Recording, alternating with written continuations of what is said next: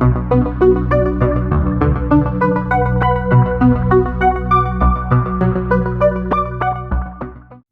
Önöket, ez itt a BMS Tech Podcast, én Kocsis Sándor vagyok. Tudják, ez az a műsor, amelyben igyekszünk közérthetően beszélni az informatikáról. Az elmúlt hetek techis beszélgetései után visszatérünk a menedzsment szemlélethez, és ezen a szemüvegen keresztül fogjuk vizsgálni az IT piacot. Mielőtt azonban bemutatnám vendégemet, aki már itt ül velem szemben, szeretném, hogyha megtennék, hogy feliratkoznak csatornánkra itt, ahol néznek, vagy éppen ahol hallgatnak. Ha tetszik, nyomjanak egy lájkot, vagy osszák meg. Köszönjük! És már is fordulok vendégemhez, aki nem más, mint az Ingram Micro Magyarország Kft. Ügyvezető igazgatója, Virág Attila. Szia Attila, köszöntelek a műsorban. Hogy itt lehettek.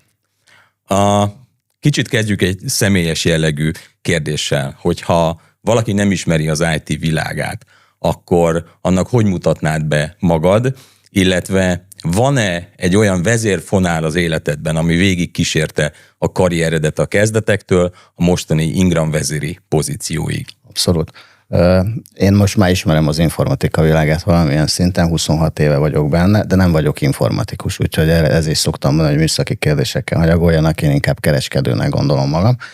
De hát 26 éve úgy jöttem ebbe az iparágba, hogy tényleg semmi fogalmam nem volt otthon számítógépem, amikor fölvettek, akkor vettem egyet, hogy valami fogalmam legyen, mert még sosem nyitottam meg e-mailt, és sose töltöttem ki Excel táblát. Én kereskedő voltam világéletemben, és szerintem aki akkor fölvett, a Bokrosi Gábor, éppen meg voltak szorulva, mert az induló cégben a kereskedelmi vezető vagy kereskedő, mert ugye páran voltunk, csak nem volt meg, mert épp fölmondott, és a felvételi interjú megkérdezte, hogy ha én nem ismerem a számítástechnikát, csak érdekel, akkor hogy fogom tudni ezt eladni, és mondta, hogy hát én kereskedő vagyok, a szárnyas betétet sem ismerem, azt sem használtam soha, de el tudom adni bárkinek, bármikor, és akkor mondta, hát jó, végül is tegyünk egy próbát, és mai napig mondja, hogy ő ezt nem tudja, hogy ez hogy jött, vagy hogy nem, de megpróbálta, és bejött, úgy néz ki. Ami engem mindig is előre vitt, az az, hogy én mindig a jövőt nézem. Nekem nem problémáim, hanem feladataim vannak, és mindig mindent megoldok. Nagyon sokáig az volt a feladatom a cégen belül, hogy amikor valami lehetetlen volt, azt mindig oda dobták nekem, hogy akkor nesze csinálj vele valamit. Emlékszem, amikor az első csapatomat megkaptam, egy komolyabb csapatomat, azok már az előtte lévő 3 évben csak veszteséget termeltek, és hát sose kaptak bónuszt. Tehát képzelheted, hogy mennyire motivált kis társaság volt.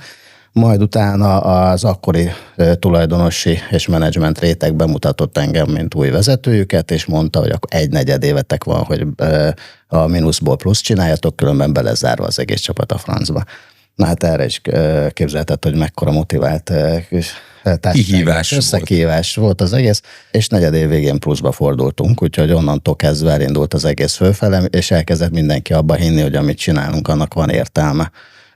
És nem csináltam semmi egyebet, csak azt néztem, hogy hol állunk, és hogy tudjuk ezt a feladatot megoldani, és lám, mint a nyuszik a halállistája, én oda mentem cégekhez, oda mentem gyártókhoz, és csak annyit mondtam, hogy mi lenne, ha megpróbálnánk együtt, és azt mondták, hogy jó.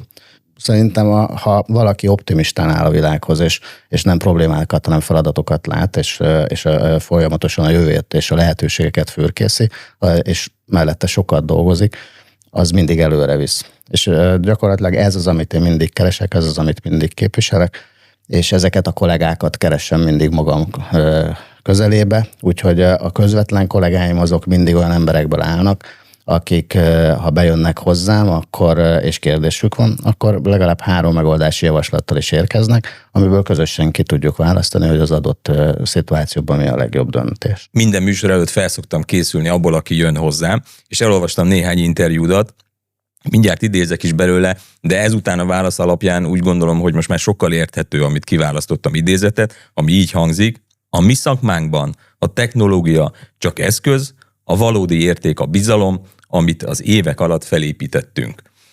De manapság, 2026-ban mindenki automata rendszereket akar, automatizált rendszereket akar, az AI korában élünk. Hogy lehet ezt a bizalmat megtartani? Könnyen megtartani, akár cégen belül, akár partnerek között, vagy nehezebb? Hogy ítéled ezt most meg? Vegyük kétfelé a dolgot. Egyrészt a bizalom az egy nagyon fontos dolog, és én úgy gondolom, hogy akármilyen területén is dolgozunk az életnek, a becsületesség és a bizalom mindennek az alapja. Hogyha egymás szemébe tudunk nézni, és mindenki bízik a másikba, akkor az már én úgy gondolom, hogy a sikernek az egyik fő eleme, mert onnantól kezdve nem csak a szerződések, hanem egy készfogás és egy tapasztalat és egy bizalom az, ami viszi előre a kereket. Maga az AI világába, vagy ebbe az új modernizációs világba ugyanez van, mert az AI az ugyanúgy, mint az IT és régebben, vagy a technológiák egy eszköz, amihez a bizalom és a kereskedelem és az embereknek a személyes részvétele és beszélgetése és munkája az elengedhetetlen. AI-ról is inkább azt mondom, egy hatékonyságjavító eszköz, aminek a segítségével sokkal egyszerűbben, gyorsabban és pontosabban fogunk tudni dolgozni, de ez az egész, a bizalom és az emberi részvét nélkül nem működik normálisan. Mennyire tartod fontosnak a munkádban a megérzéseket, az intuíciókat beengedni? Vagy nagyon keretek között kell egy ekkora szervezetet, mint az Ingram vezetni? Ahhoz, hogy bár mekkora szervezetet is vezessen az ember, persze van egy keretrendszer, amit be kell tartani, és amit érdemes figyelembe venni, de az intuíció az elengedhetetlen. Ugye egy adatvezérelt világban élünk, ugye az AI is most már a napi munkánknak valamilyen szinten része, valakinek többé, valakinek kevésbé. Igen. De ugyanakkor ezek csak alapot adnak arra, hogy döntéseket hozzon az ember, hogy hogyan elemezzük az adatokat, meg milyen egyéb tényezőket tudsz összeszedni ahhoz, hogy a jövődet tudja tervezni minél hatékonyabb és minél sikeresebb irányba. Tehát az, hogy az embernek utána milyen intuíciós képessége van, és ezt hogy tudja fejleszteni folyamatosan a különböző feladatokkal és a sikerekkel vagy nehézségekkel együtt, ez mindenképp a jövőjének egy meghatározó tényezője. Úgyhogy az, hogy egy vezető, de nem is csak egy vezető, hanem egy általános munkavállaló a saját feladatán keresztül is mennyire intuitív, ez egy nagyon-nagyon fontos dolog. Sőt, mi az Ingramba, és én az Ingramba ezt abszolút támogatom, sőt, szeretném is látni minden embertől, mert minél több ember intuícióját tudjuk használni a cégben, annál sikeresebbek és jobbak tudunk lenni. Még egy személyes kérdést engedj meg nekem, aztán ráfordulhatunk egy kicsit a piacra. Nem olyan rég együtt ültünk egy megbeszélésen, és eszembe jutott egy fogalom, ami miközben hallgattalak ezen a megbeszélésen, amit másoktól hallottam. Stratégiai nyugalom. Ez szerinted tanulható, vagy ez egyébként alapvetően valamilyen szinten egy magunkkal született tulajdonságunk is? Vagy ez a nyugalom, ami például ezen az értekezleten rólad érződött? Én úgy gondolom, hogy minden az embernek valahol a mélyéből érkezik, de nagyon sok minden tanulható és fejleszthető. És az alapképességeink azok segítségek ahhoz, hogy ezeken a területeken sikeresebbek legyünk, de folyamatosan kell tanulni a hibáinkból, és folyamatosan fejleszteni kell ezeket. Az Ingram Micro egy amerikai tőzsdén jegyzett nagyvállalat. Mennyire kell a kinti vezetőkkel küzdened? Hányszor hangzik el egy olyan mondat nálad, hogy oké, fiúk, ez Amerikában lehet, hogy megvalósítható, de Magyarországon valahogy ezt máshogy kell csinálnunk, másképp működik a piac. Mennyire tudod provokálni a kinti vezetőket, és mennyire tudod vezetni azt, hogy máshogy kell bizonyos feladatokat végrehajtani itthon, mint ahogy ők azt kint elképzelték? Provokálni semmiképpen nem szeretnék senkit. Én úgy gondolom, hogy mindent meg kell próbálni kicsit magyarul megoldani. A fő stratégiai irányokkal egyetértek, és ezt a fő stratégiai irányokat próbálom magyar piacra is lefordítani és továbbvinni. Hozzáteszem azt, hogy nagyon hasonló dolgokat képvisel a cég azzal, amit én is gondolok az informatikáról és a jövőről, úgyhogy ezzel viszonylag egyszerű hasonlulni.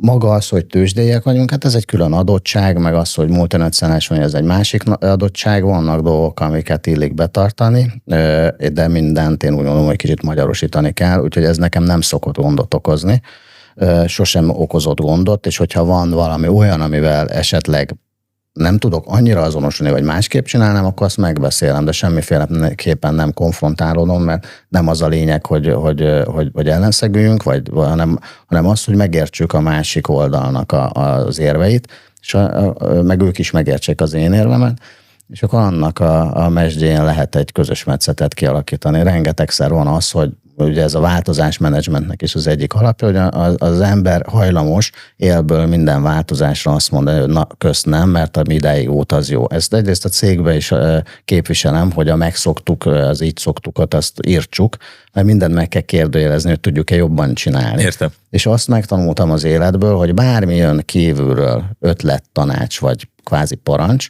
akkor nem, meg kell számolni először 10-ig, mielőtt az ember véleményt alkot róla, és meg kell keresni gondolatban azt, hogy ennek mi a háttérértelme, és hogyha ezt megtalálod, akkor sokkal könnyebben el tudod fogadni, és sokkal könnyebben tudod magyarosítani, és képviselni a céged vagy a piac felé is.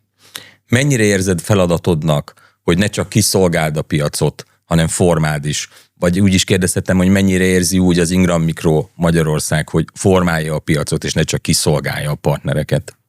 Én abban a cégben érzem jól magam, aki ezt teszi, mert hogyha csak kiszolgálnánk a partnereket egyszerűen, akkor lehetne egy csomó konkurenciánk is, aki ezt egyszerűen meg tudja csinálni. Én mindig azt szoktam, hogy ez tök jó, hogy eladunk egy dobozt, ne a dobozt adjuk el, mert azt bárki el tudja adni.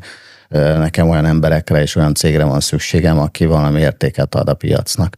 És mindig ez az, amit keresünk, mik azok az új technológiák, amiket be tudunk hozni, mik azok az új dolgok, amiket tudunk magunkon fejleszteni, hogy tudjuk jobban csinálni, és hogy tudunk több segítséget nyújtani a piacnak. Ez másképp nem megy, legalábbis az én vezetési stílusom alatt.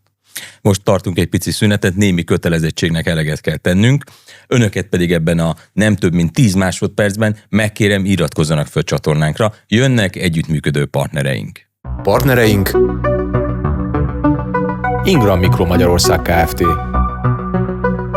Hewlett Packard Enterprise. Pod to you. Már is itt vagyunk, és folytatjuk a beszélgetést Virág Attilával, az Ingram Micro Magyarország Kft. Ügyvezető igazgatójával. Mindenki szóba került már ebben a beszélgetésben is, és egyébként az a piac most nagyon zajos, és mindenki az AI-ról beszél. Hogy látod ma Magyarországon a mesterséges intelligencia bevezetését a vállalatoknál? Hol tartanak most? Mi a meglátásod? Mindenkit baromira érdekel. Az AI is egy olyan dolog, mint régen a foci volt, hogy minden családban van AI szakértő a nappaliba, aki mindenkinél mindent is jobban tud, úgyhogy nagyon-nagyon fontos és felelősségteljes dolog, amit mit csinálunk, az evangelizáció, hogy ezek a megmondó emberek minél pontosabb képet tudjanak alkotni a család részére, annál jobb irányba tud menni maga az emberiség fejlődése az AI irányába. Én úgy gondolom, hogy nagyon jó irányba halad az AI, az elején vagyunk még ennek az útnak, csak már sokkal látványosabb részében, mert már kijött a dobozból, és kiszabadult a szellem a dobozból, de még nagyon sok tanulnivaló van számunkra is, hogy tudjuk a legjobban használni. A cégeknek és az embereknek az érdeklődése az rendkívüli, tehát bármilyen AI rendezvényen kapunk egy bármekkora szlottot, az emberek nem mennek vécére, nem vesznek levegőt, és ott maradnak annyi ideig, amíg tart, sőt, nem akarnak elmenni. És hogyha föltesszük a végén azt, hogy kinek van kérdése, ellentétben a többi témakörrel, itt mindenkinek van kérdése, és záporoznak az embereknek a kérdései. Mi ebben látjuk a jövőt az Ingramban, nem véletlenül hoztunk létre egy valódi demót egy HP szerveren, ahol egy NVIDIA kártya segítségével tudunk AI demo környezetet biztosítani a partnereknek és a végfelhasználóknak, és ez pont arra szolgál, amit az előbb is feszegettünk, hogy mi piacot szeretnénk építeni, és irányt szeretnénk mutatni. És az, hogy az emberek milyen mélységbe, vagy a cégek milyen mélységbe ismerik meg az AI-nak a lehetőséget, az baromira nem mindegy. Ezért, amikor eljön hozzánk egy végfelhasználó cég, természetesen a viszonteladójával együtt, akkor meg tudjuk neki mutatni, hogy milyen lehetőségek vannak, amin el lehet gondolkodni, hogy a saját cégén belül milyen hatékonyságjavítás segítségével milyen előnyökre tehet szert. És akkor innentől kezdve már általában az a tapasztalatunk, hogy mindenkinek a vezérhangyája elindul, és mindenkinek lesz trilliárd kérdése, ötlete és terve, ami gyakorlatilag a célunk, hogy elindítsuk az embereket azon az ösvényen, amit az AI elindított, és ne féljenek tőle, hanem lehetőséget találjanak benne, mert ez nem elveszi a munkát, hanem a hatékonyságát és a sikerességét tudja javítani a cégeknek, ha jól csinálják.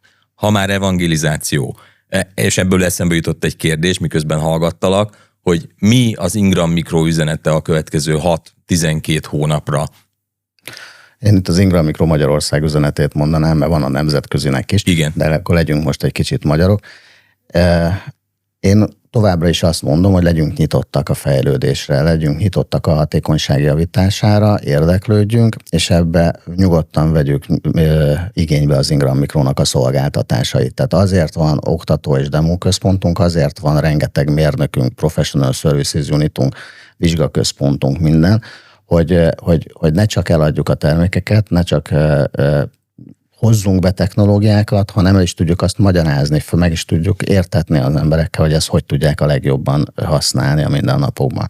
Úgyhogy én azt mondom, hogy a következő 6-12 hónapban is nyugodtan vegyék igénybe a szolgáltatásainkat, hallgassák a podcastjainkat, hallgassák az online előadásainkat, vagy a személyes tréningeinket az oktatóközpontba, kérjék ki a saját szakembereinknek a tanácsát bármilyen műszaki kérdésben IT fronton, mert ez fogja őket is tudni előrebb vinni velünk együtt. Személyes kérdésekkel kezdtük, a végén egy személyes kérdést még engedj meg, hogy behozzak. Az én véleményem szerint egyébként nagyon sok időt töltünk képernyő előtt.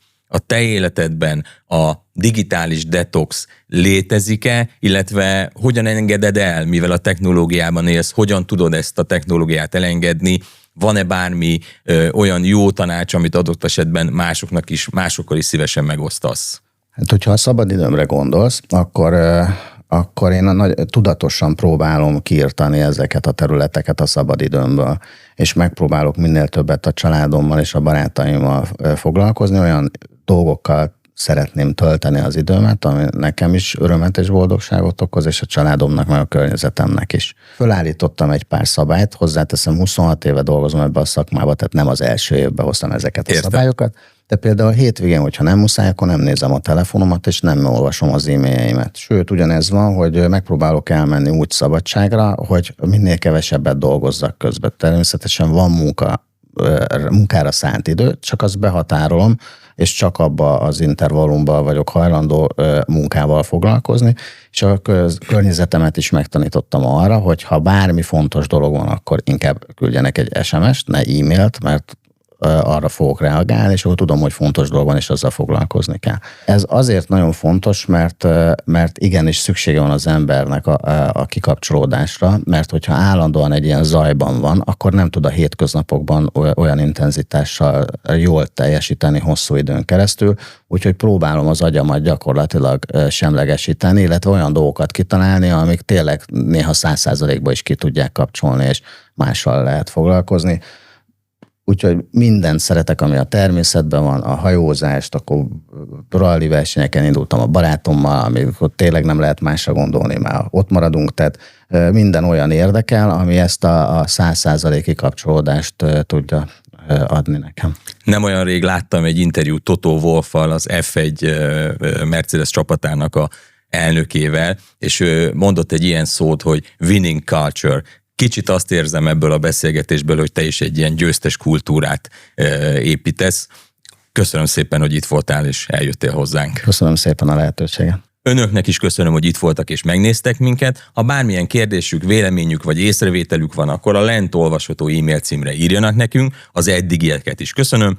Egyébként pedig kövessenek minket itt, és keressenek minket a social médiában. Minden jót, találkozunk legközelebb. Hello!